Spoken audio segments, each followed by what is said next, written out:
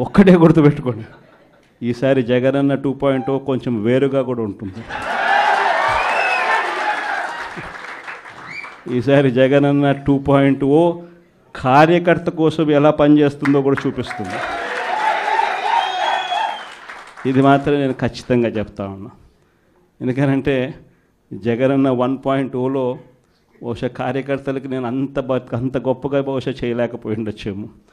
ప్రతి పథకము ప్రతి విషయంలోనూ కూడా మొట్టమొదటిగా ప్రజలే గుర్తుకొచ్చారు. ప్రజలకు మంచి చేయడం కోసమే నా టైం కేటాయించా, నా తాపత్రయపడ్డా, ప్రతి విషయంలోనూ దానికోసమే అడుగులు వేశా.